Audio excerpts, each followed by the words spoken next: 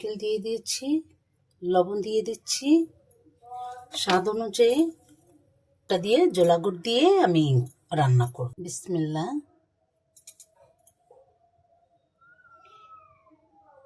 এটা দিয়ে আমি এখন নারকেলটা ভেজে নেব। এটা ভেজে নিচ্ছি।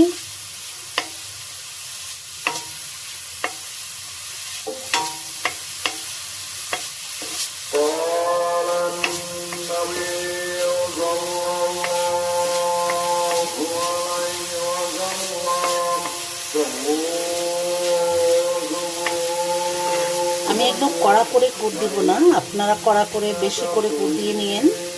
আসলে ডায়াবেটিস পেশেন্ট খাবে, সেজন্যই আমি এটাকে বেশি গুড় দিই।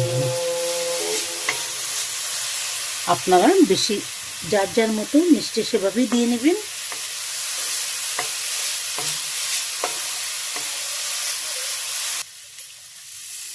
এই নারকেলের পুরের ভিতরে আমি দুধ দেব না। দুধ দিলে না, ওই যে আসল যে অরিজিনাল যে খেজুরের গুড়ের যে ফ্লেভারটা, সেটা দুধ দিলে সেটা মজা হবে না। তাই আমি এটার ভিতরে দুধ দিলাম না এবং ঘিও দিলাম না, তাহলে সে খেজুর গুড়ের আসল স্বাদ থাকবে না। তাই আপনাদের যদি দিতে ইচ্ছে করে তাহলে আপনারা দিয়ে খাবেন। আর পানি গরম দিয়েছি, এখন লবণ দিয়ে দিচ্ছি স্বাদ মতো। চালের গুঁড়াটা দিয়ে দিচ্ছি।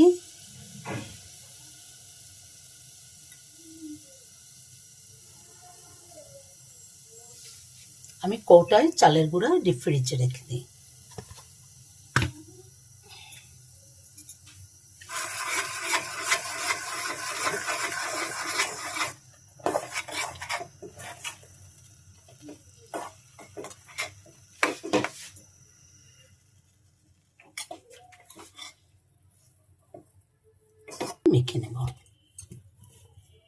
মেখে নেব।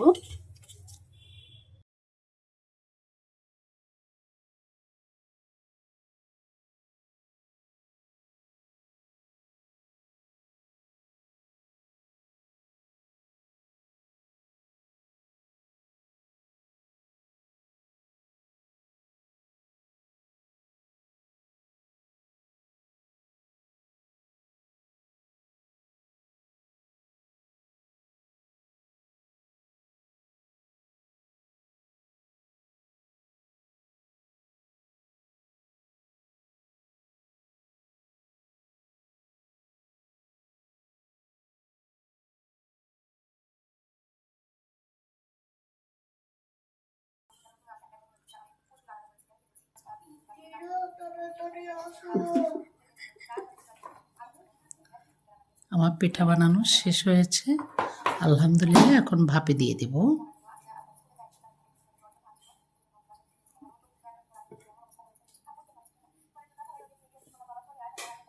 হয়ে গেল। পিঠাগুলো বানিয়ে নেওয়া হলো। এখন আমার ভাপের পালা। ভাপ দিয়ে নেব। আমি রাইস কুকারে পানি দিয়েছি, ফুটে আসছে। আমি একটা নেক স্টেনারের উপরে আমি একটা কাপড় দিয়েছি, নেট কাপড়। আমি পিঠাগুলো এখন সিদ্ধ দিচ্ছি।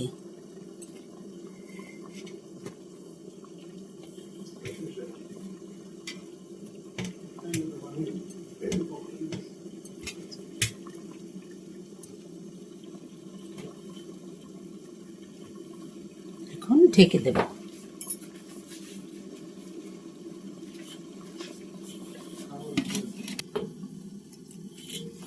বানানো হয়ে গেল। এটাকে এখন দুধের শিরায় দিব, তারপরে আমি পরিবেশন করব। এখনও এভাবে দিয়েছি, এটা ভাপানো হয়েছে, এটাও এভাবে খাওয়া যাবে এবং দুধে শিরা দিয়েও খাওয়া যাবে। আমি দুধের শিরা করছি। আমি এলাচি দিয়ে দিয়েছি, দুধ দিয়ে দিচ্ছি, গাঢ় করা দুধ।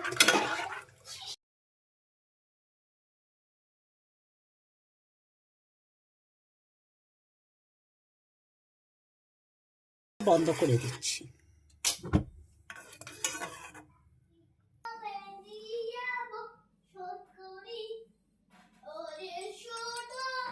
ওমর, কথা বলো না ভাই।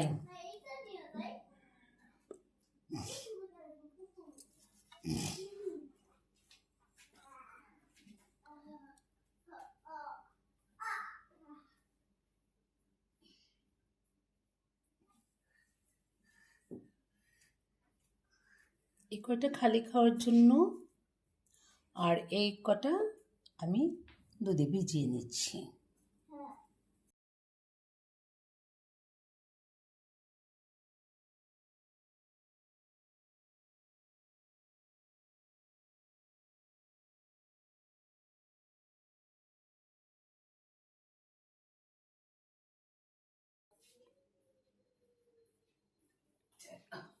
ঘি দিয়ে দিলাম, ব্যাস ফ্লেভারটা আসবে।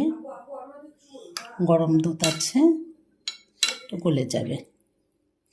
আর এটার ভিতরে কিন্তু আমি ঘি এবং গুঁড়া দুধ দেইনি, এটার ভিতরে আমি দুধে ভিজিয়েছি এবং ঘি দিয়েছি।